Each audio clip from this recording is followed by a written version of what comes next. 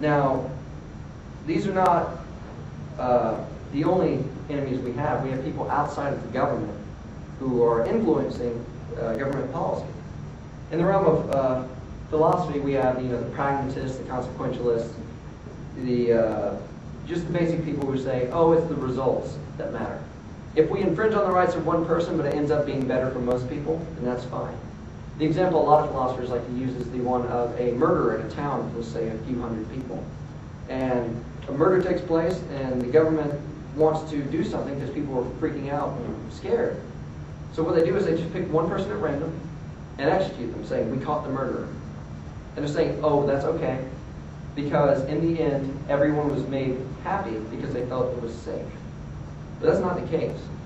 You see, what is right is not determined by the consequences, it's determined by the act itself. It's determined on whether or not it adheres to individual liberties. Now, in other realms, we have, the economic enemies of liberty. You have your socialists, your Marxists, your Keynesians. These are the ones who say that we want to spread the wealth around. We want to make people equal, even if the work they input is inherently unequal. See, the beauty of the free market is labor, like all other goods and services, is assigned a value based on market price. Basically, the demand for that labor you're giving and the supply of it determines the market value of it. The government's saying, well, the market value is not fair. Some people, just because everyone in the world can go sweep a floor and there's not a high demand for it, doesn't mean that people shouldn't be paid a higher wage. Or to say that just because very few people in the world can be brain surgeons and there is a high demand for it, does not mean they should be paid an inherently higher wage.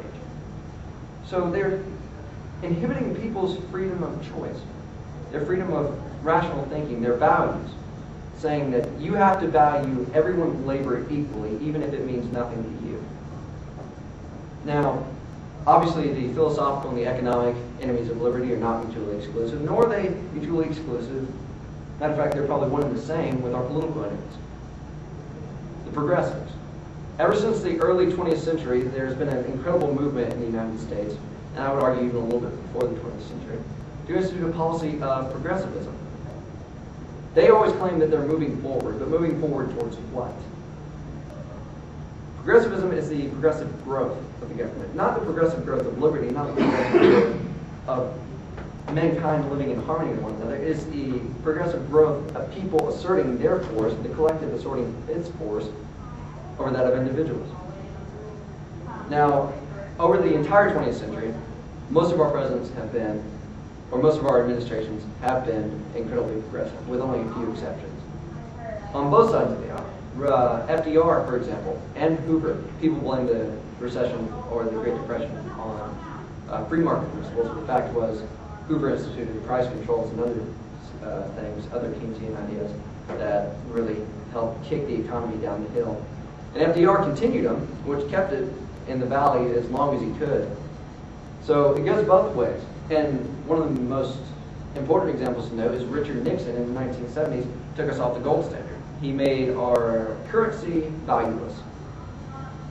All for the sake of saying that, we need more money, the government needs more flexibility. And when we're going to inflate our dollar bill, so we're going to decrease the value of your money, we're going to tax you essentially without your consent. So, as I said, Republicans and Democrats are both progressive, or have both been progressive. In light of recent events, the Republican Party is working its way back towards its roots. It's not quite there yet, but there is an incredible groundswell towards liberty in this country, and we should be very thankful for that. But Obama likes to point out the last 8 years of life, and I agree with him. The last 8 years before him were not good.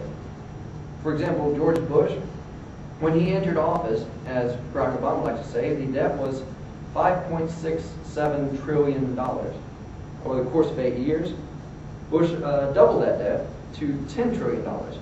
8 years. Now, Barack Obama likes to point that out, but what he likes to deny is that in the course of 2 years, Barack Obama has increased our debt by $3.5 billion. Both parties like to try military interventionism overseas. George Bush liked to use the military to institute our policies, either in Iraq or changing the regime in Afghanistan one way or the other. Obama, on the other hand, while he still institutes the same policies as George Bush, even though he was against them 2 years ago, but it's not politically expedient to be against them now, is it? He's more of the global governance type guy. He's one who says we want to move towards an international citizenship. He wants to move us towards, peace and harmony with everyone through diplomacy, through the United Nations. So he's still trying to enforce or allow other people to enforce their will on us. Now, Barack Obama, a lot of the arguments against him is he raised excise taxes, particularly on tobacco and other individual products. And people say, oh, George Bush cut taxes. Well, yes, in some areas he cut the income tax, but he raised tariffs, particularly on steel in 2003, and it caused a major steel shortage. Now, another thing is after 9/11, George Bush passed the Patriot Act, probably one of the most dangerous pieces of legislation to ever pass through our Congress, one of the most unconstitutional, I believe, and it's working its way back through Congress again, unfortunately, to be reinstituted. But when the Democrats got in power in 2006, and again in 2008 when Barack Obama was president, all they did was pass it again. They're doing the same thing. And as I said before, they're using the FCC as a tool now to institute some of these policies. And both parties are inherently against the free market system. For example, George Bush, see you, Mark. George Bush passed TARP in 2008. As I said yesterday, he used that as an example of going against free market principles to save the free market, destroying something in order to save it. While Barack Obama, on the other hand, I don't think he's really out there saying he's trying to save the free market. He's out there just passing stimulus, saying he's trying to build the economy. He's trying to take money from those who have it and give it to those who don't. The Republicans are for corporate welfare. The Democrats are for individual welfare.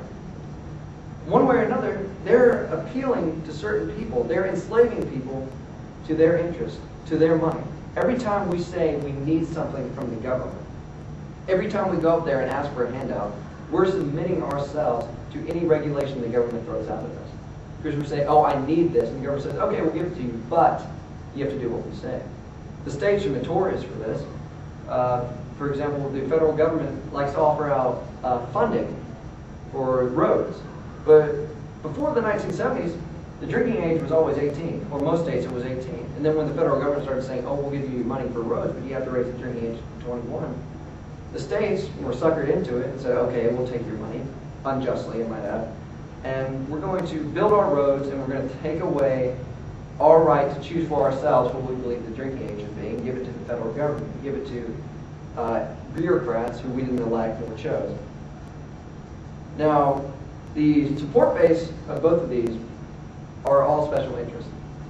For Republicans, it happens to be big business who use the Republicans in power to gain favors for themselves, particular regulation to destroy competition. While for the Democrats, it's the unions who use the Democratic power to take away power from big business and say, we're going to give it to individual workers. We're going to say that the workers are entitled to however many days a week. We're going to institute a national minimum wage, which is essentially a price floor on wages, which causes a surplus of labor, which causes unemployment. Now, they both, one of the most important things to remember, they both expanded entitlements. Not many people really think about George Bush as being a big entitlement guy, but the fact is, he expanded Medicare to levels that haven't ever been seen before. He created a whole new section of Medicare, Medicare Part D, for drug prescriptions. He didn't have any authority to do this. The government has no authority to offer entitlements anyway. But expanding them even further goes against liberty, even more so. Because entitlements, by their very nature, are taking money from those who have earned it without their consent and giving it to some other people. I don't want to participate in Medicare. I don't want to participate in Social Security. Not just because I'm not going to ever get it one day, but just because when I do, even if I did get it, I wouldn't have had a choice in the matter. I know I could have done better for myself. I can do better for myself than government institutions. Now, when it comes to the Constitution, both of these destroy the Constitution. They step on it, they rip it up in one way or another. But the greatest enemy are not the Republicans and the Democrats. When it comes down to it, at the end of the day, the greatest enemy we have are the everyday Americans who are apathetic to our situation. The ones who say, oh, well, I'm not really that interested in politics. I don't really care one way or the other who gets elected. It doesn't bother me what they do, so long as I'm not personally affected. The fact is, we're all personally affected in one way or another. Our liberties are all being trampled on. When the liberty of one is destroyed, the liberty of another necessarily suffers. Apathy is our enemy. Apathy is who we have to fight. And if we are ever to win liberty back for ourselves, if we are ever to reinstate the Constitution as the law of the land, and if we are ever to rectify even the mistakes in the Constitution, of which there are many, then we must fight apathy. We must get out there, we must get active, and we must get ourselves heard. Thank you. Appreciate it, bro. Absolutely.